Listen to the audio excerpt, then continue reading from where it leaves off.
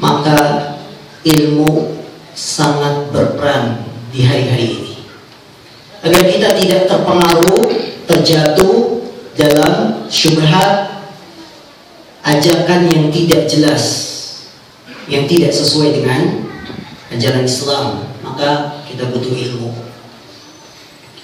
Dan tema yang insyaallah yang akan kami bawakan malam hari ini, dosa-dosa yang sering diremehkan. Ketahuilah kaum muslimin yang dimuliakan Allah, setiap raja, pemimpin pasti punya aturan yang tidak boleh dilanggar.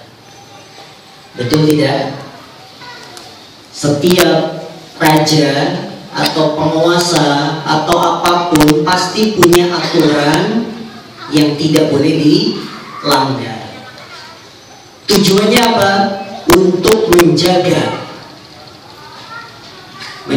manusia agar mereka tetap hidup tentram, damai, tertib. Maka begitu juga dengan agama Islam. Allah Rabbul Alamin yang menurunkan ajaran ini, Allah punya penjagaan yang tidak boleh dilanggar. Tilka hududullah fala ta'taduha. Itulah hudud, batasan-batasan Allah yang tidak boleh kalian lampaui, yang tidak boleh kalian langgar. Dalam hadis riwayat Muslim, Rasulullah mengatakan, ala likulli malikin hima wa inna himallahi maharimuh. Ketahuilah, setiap penguasa raja punya penjagaan. Dan ketahuilah, penjagaan Allah itu adalah maharimuh, keharaman-keharaman yang Allah telah tetapkan. Maka seorang muslim tidak boleh merasa dadanya sempit ketika membaca keharaman-keharaman Allah. Karena tujuan keharaman ini supaya manusia tetap terjaga dalam asli fitrahnya, tidak menyimpang. Karena manusia diciptakan dalam keadaan fitrah Islam, tidak menyimpang, maka dibuat aturan. Tidak boleh berzina, tidak boleh minum minuman keras, tidak boleh mencuri. Ini apa? Maharimu, keharaman-keharaman Allah yang Allah tetapkan agar manusia tidak melanggarnya. Karena kalau kita melanggar keharaman, maka kita berarti berbuat dosa.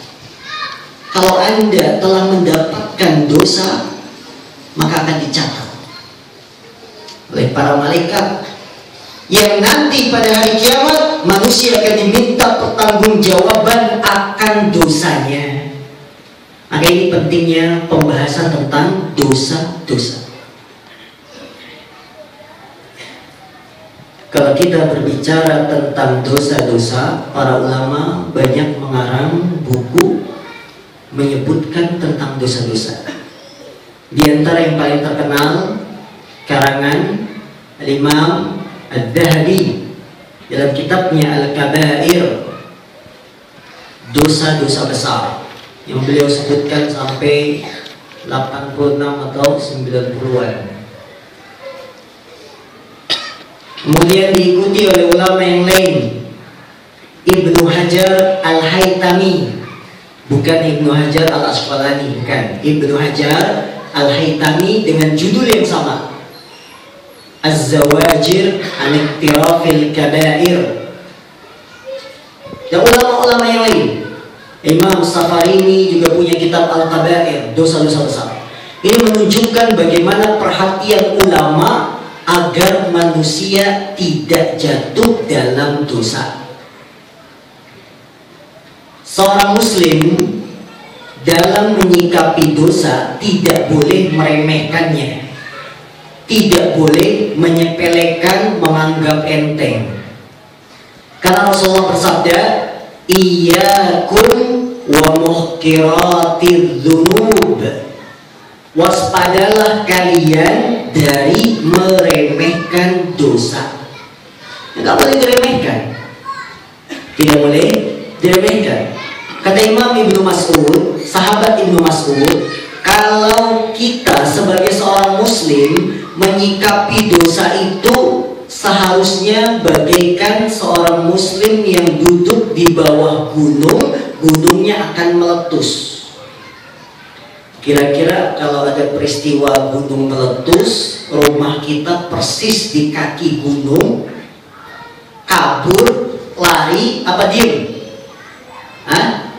Kalau gunung mau meletus, kita berada di bawahnya persis. Anda lari atau diam di situ saja?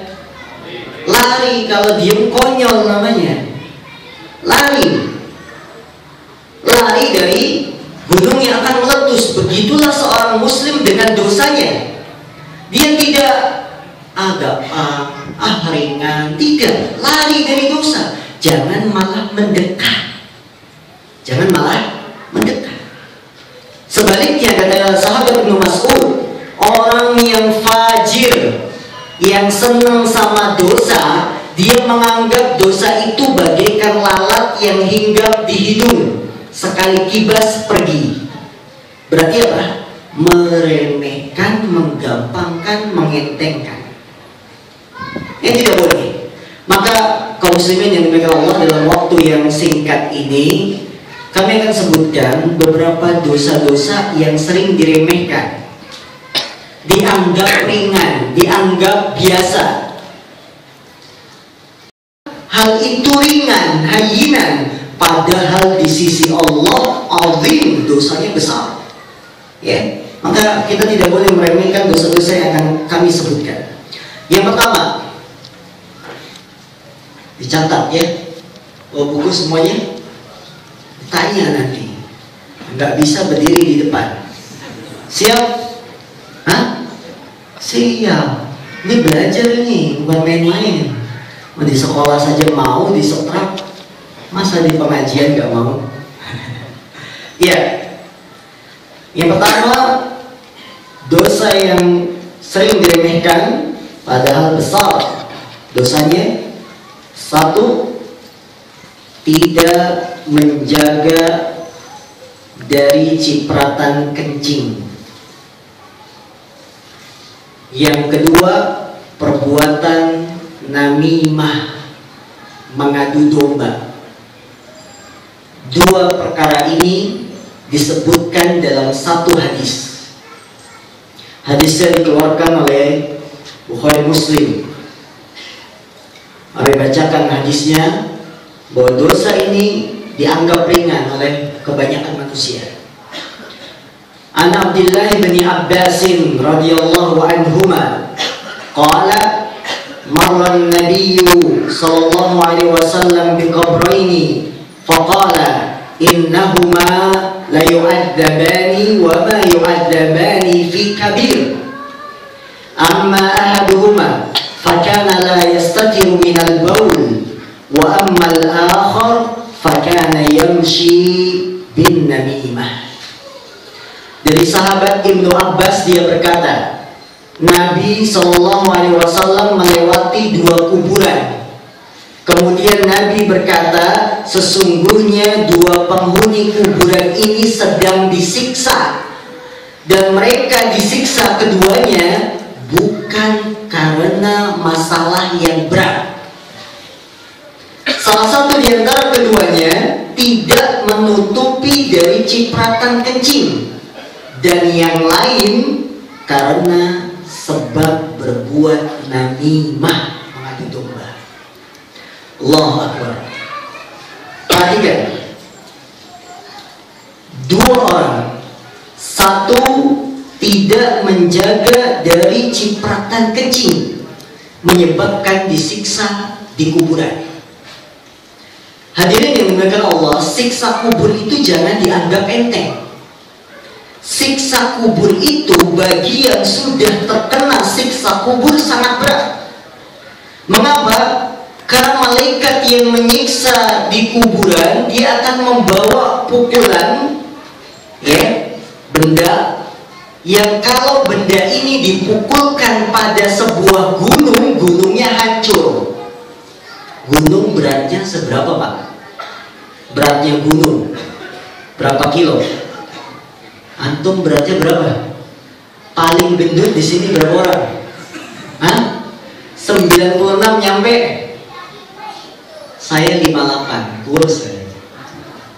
Ya. Nah, gunung yang besar dipukul dengan alat yang dibawa oleh malaikat hancur. Kalau dipukulkan kepada manusia, apa jadinya? Lebih hancur. Ini siksa kuburan. Sebabnya kata Nabi, wa ma yu'adzabani fi kabir. Keduanya tidak disiksa karena masalah yang berat. Yaitu mereka menganggap remeh, ringan. Yaitu apa? Tidak menjaga dari cipratan kencing. Dan ini kenyataan yang kita dapati. Ada sebagian kaum muslimin habis kencing tidak cebok, langsung pakai celana. Buru-buru sudah koma. Akhirnya apa? Otomatis najisnya menempel di mana? Celana. Padahal ulama mengatakan tidak boleh seorang sholat dengan membawa najis, dan syarat sholat diantaranya suci dari hadas besar, hadas kecil, suci dari najis. Ada yang lain, kalau tadi parah, tidak cebok sama sekali, langsung pakai celana. Ada yang tidak memperhatikan cipratan-cipratannya, kencing dengan berdiri pakai apa namanya itu, standing, yang biasa di bandara yang berdiri itu, ya. Karena kencing kena wastafel-nya itu, tempat kencingnya nyiprat. Maka dalam masalah kencing, pilih cara kencing yang aman. Baik berdiri atau duduk, yang penting aman, boleh. Jangan ada yang berpendapat duduk lebih afdol, jongkok lebih afdol daripada berdiri. Tidak benar. Karena ada hadisnya, dua. Ya. Satu, hadis Aisyah yang mengatakan Rasulullah tidak pernah kencing dengan berdiri dan duduk. Ini sepengetahuannya Aisyah. Yang kedua, hadis Abu Musa Al-Asy'ari yang satu hari pernah pergi bersama Rasul dan melihat Rasul kencing berdiri. Maka dua cara ini boleh. Yang penting aman dari cipratan kencing. Ya, antum jangan berlebihan. Salafi itu kalau kencing cirinya jongkok. Selain yang kencingnya nggak jongkok, salafinya perlu diragukan. Allahu Akbar. Bukan, ini bukan prinsip. Ini bukan prinsip. Ya. Maka dari hadis yang mulia ini, kaum muslimin yang dimuliakan Allah, jaga diri kita dari cipratan kencing. Jangan diremehkan. Jangan diremehkan. Saya punya teman, beliau kalau kencing nggak mau di tempat yang berdiri, selalu milih kamar mandi supaya bisa buka celana. Karena kalau celana dibuka, ada yang kecipratan, gampang disiram, betul nggak? Nyiprat betis, siram, bersih. Ya, kenapa? Karena takut dengan siksa kubur. Jangan diremehkan. Begitu juga kaum akhwat, wanita, Anda perhatikan kencing Anda. Jangan diremehkan mengenai baju tanpa Anda sadari, ya, pakaian, sehingga menyebabkan dosa yang akan membawa pada siksa kubur. Yang disebutkan dalam hadis ini dosa namimah, atau dalam bahasa kita mengadu domba, menukil ucapan yang dia dengar kemudian disampaikan ke orang lain, tujuannya untuk mengadu domba supaya berantem. Itu yang disebut dengan namimah. Dosa ini, dosa namimah, ulama sepakat termasuk dosa besar. Ingat, termasuk dosa besar. Kenapa dosa besar? Karena Rasulullah dalam hadis yang sahih, beliau bersabda, la yadkhulul jannata qattat. Tidak akan masuk surga orang yang mengadu domba. Dengan ancaman yang sangat tegas dari Nabi, orang orang yang mengadu domba tidak masuk surga, tapi manusia banyak meremehkan. Gara-gara urusan bisnis mengadu domba, gara-gara persaingan di kantor, perebutan jabatan, ya, akhirnya adu domba, disebar fitnah-fitnah yang tidak jelas. Gara-gara masalah politik, apa jadinya? Adu domba yang kita alami hari-hari ini. Maka kaum muslimin, jangan Anda terpengaruh dengan kondisi kita saat hari ini.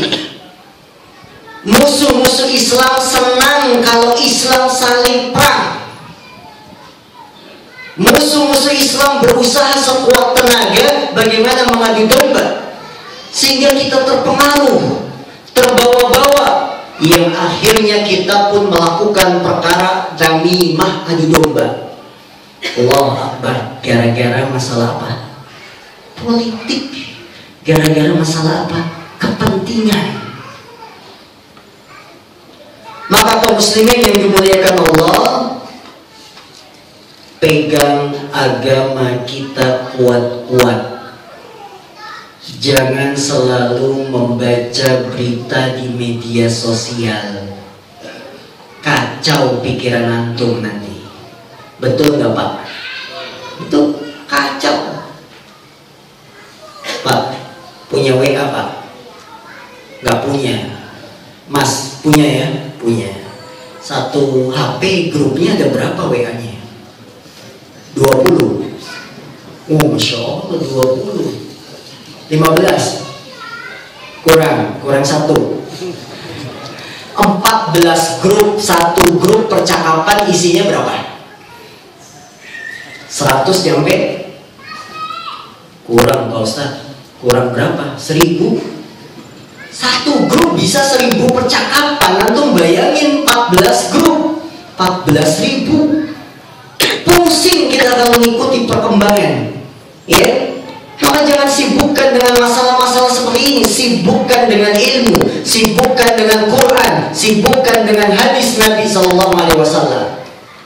Jangan terbawa arus. Revolusi, siap.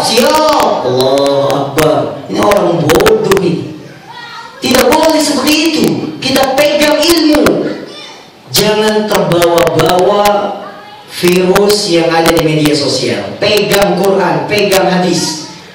Karena semakin canggih zaman, jangan membuat agama kita semakin mundur. Ingat itu. Semakin canggih zaman, agama harus semakin kuat. Karena semakin canggih, virusnya semakin banyak. Betul? Maka berpeganglah dengan agama kita. Jangan terbawa-bawa nafsu untuk mengadu domba dan seterusnya, mengikuti kabar yang belum tentu benar, akhirnya ikut berkomentar, menambah ricuh, menambah perselisihan. Dan ini tidak diinginkan. Karena orang yang namimah tujuannya supaya berselisih. Orang yang mengadu domba tujuannya apa? Supaya berantem. Dan kita jangan. Karena umat Islam itu bersaudara. Innamal mu'minuna ikhwah. Sesungguhnya orang-orang yang beriman itu bersaudara. Yang ketiga, menyentuh tangan kulit wanita yang tidak halal baginya. Menyentuh kulit atau tangan wanita yang tidak halal baginya.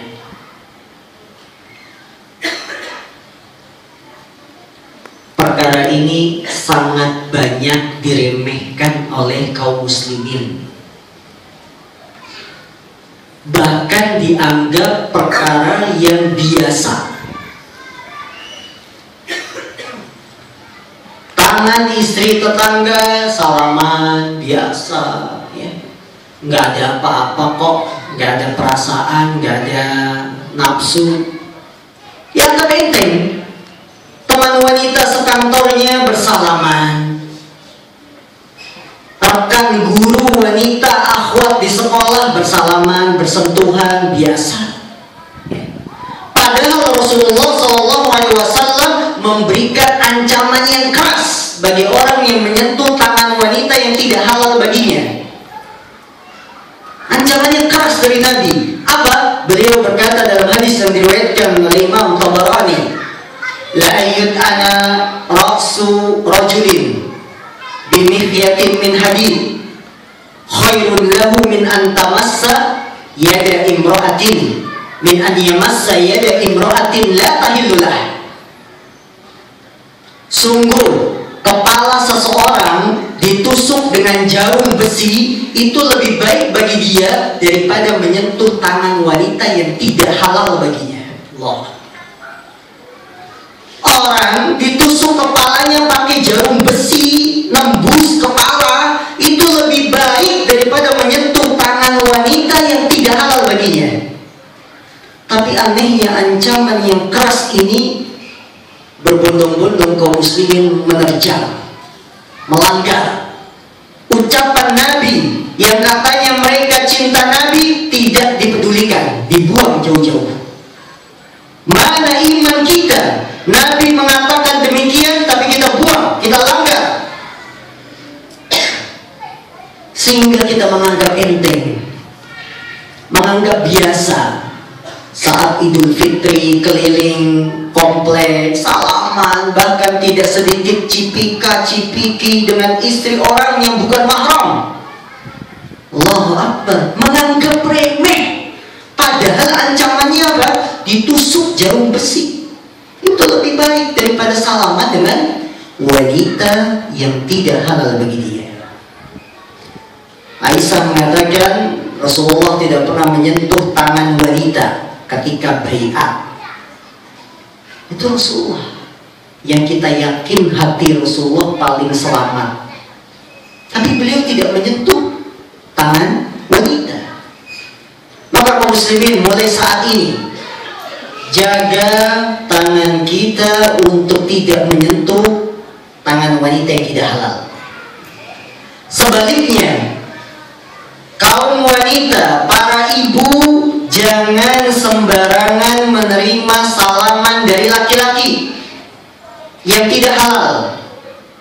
Suami tetangga, Anda jangan terima salamannya. Nggak boleh, haram menyentuh tangan laki-laki yang tidak halal bagi dia. Begitu juga dalam pergaulan kita, jaga, jangan dianggap enteng perkara ini. Ya, jangan dianggap ringan karena Rasul telah memberikan ancaman yang jelas. Nah, kaum muslimin yang diberikan Allah Subhanahu wa taala, kenali siapa mahram kita, siapa yang halal kita bersalaman dan siapa yang haram tidak boleh. Ya. Emas bagi laki-laki. Laki-laki menggunakan emas. Ini perkara ini banyak diremehkan, banyak diterjang habis-habisan oleh kaum muslimin. Ketahuilah, hadirin yang dimuliakan Allah, emas, sutra haram bagi laki-laki umat Islam. Ingat, emas, sutra tidak boleh dipakai laki-laki muslim. Tapi emas dan sutra halal bagi wanita muslimah. Adapun bagi laki-laki tidak boleh pakai emas, tidak boleh pakai sutra. Rasulullah SAW ketika mengambil emas dan sutra, beliau mengatakan, hadani haramun lidzukuri ummati. Dua benda ini, sutra dan emas, haram bagi kaum laki-laki umatku. Tak boleh. Sekarang kenyataannya, ketika para pemuda ingin menikah, tukar cincin emas. Nggak boleh, haram. Tukar cincin emas. Bahkan para sahabat, ya ketika mengetahui Rasulullah mengharamkan cincin emas, mereka buang cincin emas-emas mereka. Ya, karena yang akan memakai cincin emas adalah orang-orang yang akan menjadi penghuni neraka. Ini ancaman keras dari Nabi. Tapi banyak dilanggar oleh para pakai baju sutra, harganya mahal, batik terbuat dari kain sutra, nggak boleh. Haram ikhwan, haram. Jam tangan emas, apalagi emas, gigi emas, boleh nggak? Hah? Kayak gigi emas boleh nggak? Hidung emas, ada? Ada. Dapat hadiah sepatu emas. Apa itu hadiah sepatu emas? Nggak boleh. Ini haram dan banyak diremehkan oleh tidak menjaga sholat, tidak menjaga sholat. Kita sepakat sholat yang 5 waktu adalah kewajiban, bahkan termasuk rukun Islam yang penting setelah syahadat. Tidak berguna keislaman seseorang kecuali dengan sholat yang 5 waktu ini yang wajib. Namun anehnya, walaupun kita sepakat sholat 5 waktu wajib, masih banyak yang meremehkan. Masih banyak saudara-saudara kita yang tidak menjaga sholat 5 waktu. Sholatnya masih kosong-kosong, ya. Kadang sholat, kadang enggak. Ada yang sholatnya 1 pekan sekali, Jumatan saja. Ini perkara yang besar, karena ancaman meninggalkan sholat bukan lagi ancaman yang ringan. Ancamannya keluar dari agama Islam. Rasulullah SAW bersabda, "Al-farqu bainana wa bainahum as-salat, faman tarakaha faqad kafar."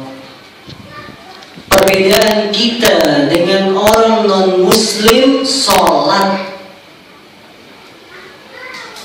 Maka barang siapa yang meninggalkan sholat, dia telah kafir.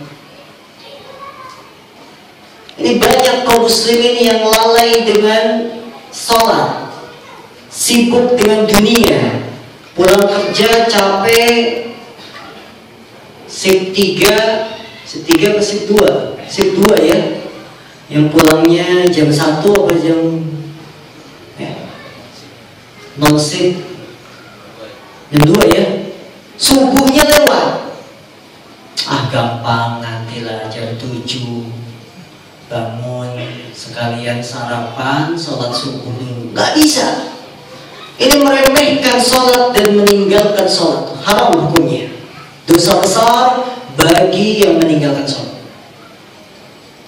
Apalagi ketika musim pulang kampung, di perjalanan, di kereta, di bis, sangat sedikit yang perhatian dengan sholat.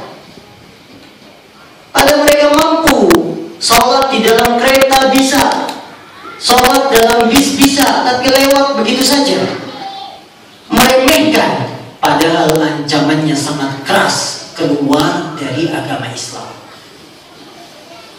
Sampai ada para ulama sampai mengatakan, barang siapa yang meninggalkan 1 kali sholat saja, dia bukan muslim lagi. 1 kali saja. Allah. Maka kaum muslimin yang oleh Allah, jagalah sholat kita, karena ini yang diperintahkan oleh Allah dalam Al-Quran. Hafidhu ala salawati wa salatil wusta wa qumu lillahi qanitin. Jagalah sholat-sholat Anda, terutama sholat al-wusta, sholat asar. Jaga. Apa mulai sekarang anak-anak kita perintahkan sholat yang sudah balik. Jangan dibiarkan orang tua tanggung jawab kalau anaknya sudah balik tidak sholat. Lebih baik anak menangis hari ini, menangis sekarang, daripada nanti menangis selamanya di akhirat. Kenapa? Karena meninggalkan sholat, karena mendapatkan ancaman siksa dari Allah SWT. Gak apa-apa anak subuh menangis, dibangunin nangis, minta tidur lagi, nanti habis sholat tidur lagi. Tapi sekarang suruh bangun, waktunya sholat. Ya, biasakan mereka sholat. Tanggung jawab kita. Para istri, kalau Anda mendapati suami Anda lalai dalam sholat, ingatkan. Jangan alasan cinta dibiarkan meninggalkan sholat. Itu bukan cinta namanya. Itu namanya cinta buta. Buta cinta, tertutup hatinya. Anda suami mendapati istri tidak sholat, perintahkan sholat. Jangan alasan cinta dibiarkan maksiat kepada Allah. Kaum muslimin yang dimuliakan Allah, kita semua menginginkan surga. Kita semua ingin masuk surga, tapi kenapa kalau berbicara larangan, keharaman, kita masih berat? Padahal pengennya surga, tapi maunya santai. Masuk surga, sekarang enak-enak, maunya begitu. Gak bisa. Surga itu huffatil jannah bil makarih. Surga dikelilingi, dihiasi dengan sesuatu yang dibenci, gak suka, berat. Karena kenikmatan surga yang abadi, yang tidak pernah dijumpai di dunia ini, kenikmatan surga, maka tidak gampang mendapatinya, tidak mudah, harus perjuangan. Di antaranya bagaimana kita bisa menjaga sholat. Ya, ini dosa yang sering dianggap remeh, padahal ancamannya besar. Yang keenam, dosa yang sering dianggap remeh, bersumpah kepada selain Allah. Dalam kehidupan kita tidak lepas yang namanya sumpah. Sumpah jabatan, sumpah apa lagi? Ya banyak sumpah-sumpah. Tapi banyak dalam bersumpah diselewengkan kepada selain Allah. Ini tidak boleh. Rasulullah SAW beliau bersabda, "Man halafa li ghairillah faqad asyrak." Barang siapa yang bersumpah untuk selain Allah, maka sungguh dia telah syirik. Dalam hadis riwayat Bukhari, Rasulullah mengatakan, "La tahlifu bi abaikum." Janganlah kalian bersumpah dengan menyebut nama nenek moyang kalian, gak boleh. Sampai sekalipun kita bersumpah dengan menyebutkan nama Ka'bah, demi Ka'bah, gak boleh. Harus mengucapkan demi Allah. Ya, demi Allah. Gak boleh pakai kalimat makhluk. Ya, demi matahari gak boleh. Itu khusus Allah saja. Allah berhak bersumpah dengan nama makhluknya. Wal asri wad duha wal laili idza saja, demi waktu duha, demi masa al-asr, demi waktu malam apabila telah menutupi. Itu Allah. Tapi manusia tidak berhak bersumpah kepada selain Allah. Termasuk antum para suami gak boleh bilang ke istri, demi cintaku padamu. Ya, gak boleh. Demi cintaku padamu yang malam ini waktuku kuberikan untukmu semuanya. Gak bisa. Ini termasuk sumpah kepada selain Allah. Ini banyak diremehkan. Termasuk sumpah-sumpah pramuka. Ya, ini perlu ditinjau ulang. Demi apa itu? Dalam sumpah pramuka ada yang perlu dikritisi di situ. Terdapat sumpah kepada selain Allah. Ya, nggak boleh. Ini perkara yang haram, yang ancamannya apa? Kesyirikan yang kafir. Yang ketujuh, betul yang ketujuh? Yang ketujuh, banyaknya wanita yang berpakaian tapi telanjang. Na'udzubillahi min dzalik. Pemandangan yang dianggap biasa. Wanita tidak pakai jilbab, wanita pakai baju ketat, wanita pakai baju transparan, dianggap biasa. Justru takut aneh kalau melihat wanita pakai jilbab lengkap. yang pakai rok mini, baju ketat diterima di masyarakat, dianggap biasa. Nih pakaian ini kayak begini nih, yang biasa-biasa aja lah. Tapi yang pakai jilbab lengkap dianggap sesat, teroris. Menganggap wanita tidak memakai jilbab, berbaju ketat dianggap biasa. Padahal dosanya berat. Padahal dosa dan ancamannya tidak akan mencium baunya surga. Walaupun baunya surga sudah didapat dari jarak sekian dan sekian.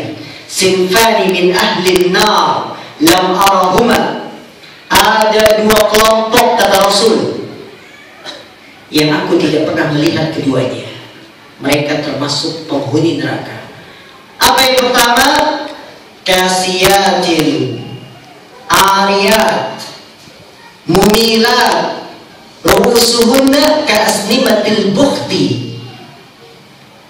Di antara dua kelompok yang termasuk penghuni surga, wanita berpakaian tapi telanjang. Mereka berlenggak-lenggok, kepala mereka bagaikan punuk unta. Ya. Ini banyak diremehkan oleh wanita muslimah. Mengaku muslim tapi tidak memakai jilbab. Mengaku muslim tapi memakai baju ketat, transparan dan sebagainya.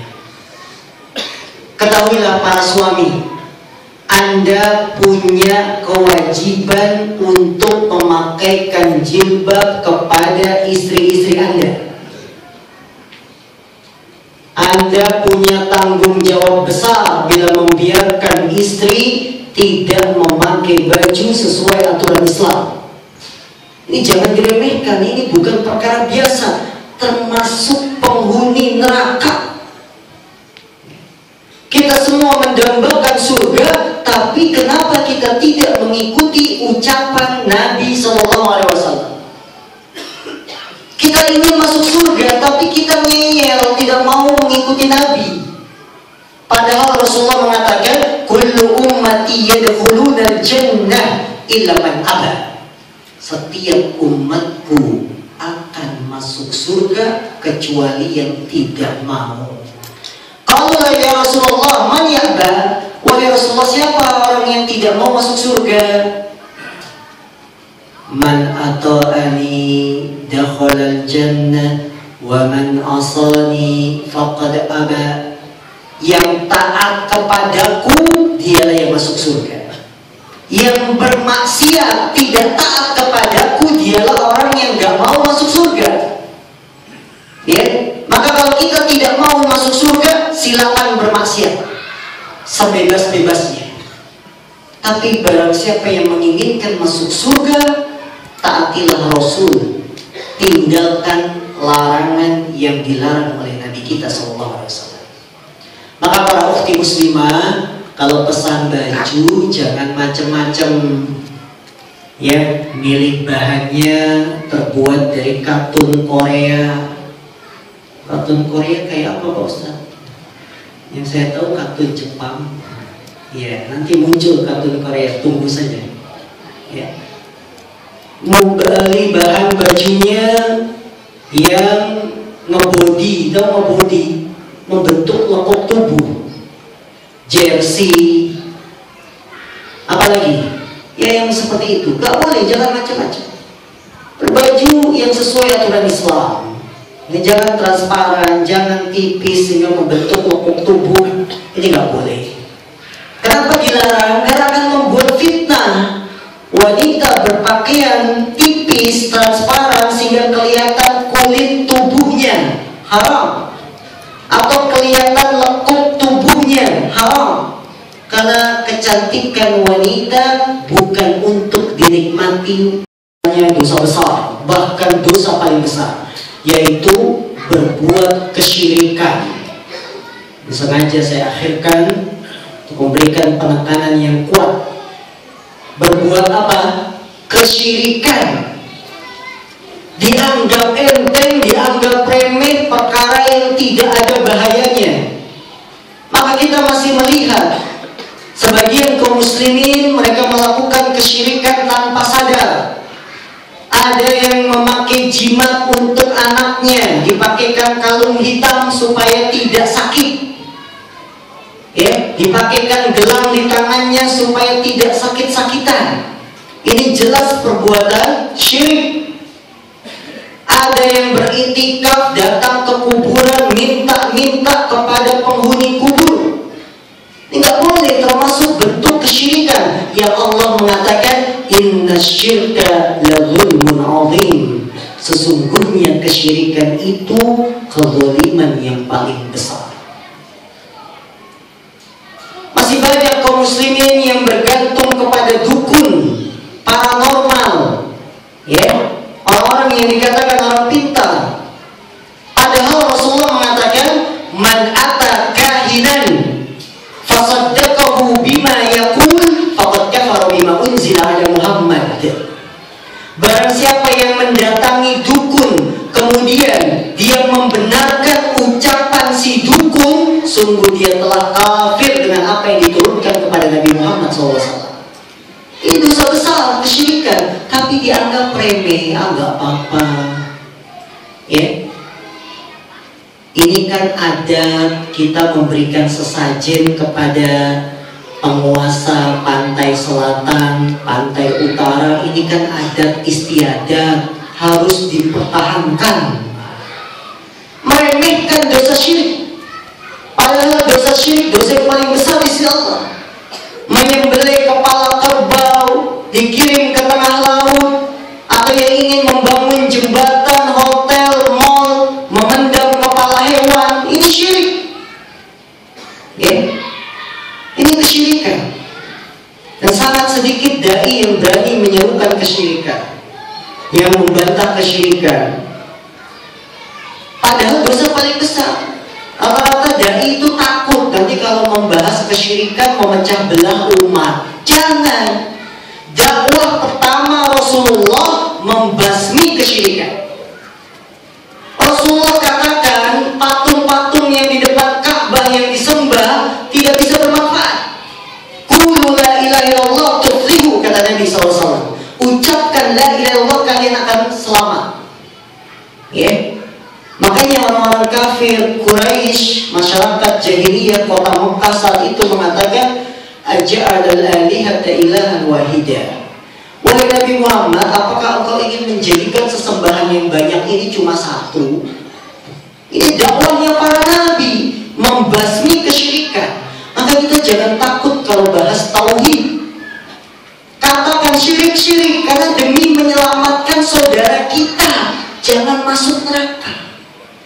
Ancamannya apa kata Allah? Innallaha la yaghfiru an yushraka bihi wa yaghfiru ma duna dzalik liman yasha. Sesungguhnya Allah tidak akan mengampuni dosa syirik, dan Allah mengampuni dosa selain itu. Itu niat kita. Kita itu sayang sama masyarakat supaya mereka tidak terjatuh dalam kesyirikan yang bisa membawa dalam dosa, dalam api neraka. Nah ini, maka kita jangan remehkan masalah ini. Tauhid terus, ya udah gak zamannya. Gak boleh. Ini meremehkan. Tauhid itu sampai mati. Karena Anda kalau mau mati ngucapin apa? La ilaha illallah, ini tauhid. Maka salah kalau ada yang mengatakan tauhid terus gak penting. Ya sekarang zamannya politik. Allahu Akbar. Ini jahil. Karena tauhid kita sampai kita meregang nyawa, itu kita harus tauhid. La ilaha illallah. Maka perkara tauhid, meninggalkan syirik, perkara yang harus kita sebarkan di tengah masyarakat, harus kita ajarkan manusia. Karena ini yang dilakukan oleh Nabi Muhammad SAW. Beliau tinggal 13 tahun di Mekah, dakwahnya tauhid. Tauhid beliau dakwah. Ya, belum turun kewajiban sholat, ya, haramnya minum minuman keras, belum turun. Karena tauhid itu lebih utama. Melarang manusia berbuat syirik lebih diutamakan daripada maksiat. Kalau maksiat masih bisa diampuni dosanya, tapi syirik tidak ada. maka kita dakwahkan, kita sebarkan, kita belajar terus tauhid, dan jangan bosan dengan materi tauhid. Allah alam. Silakan tanya jawab bagi yang punya pertanyaan.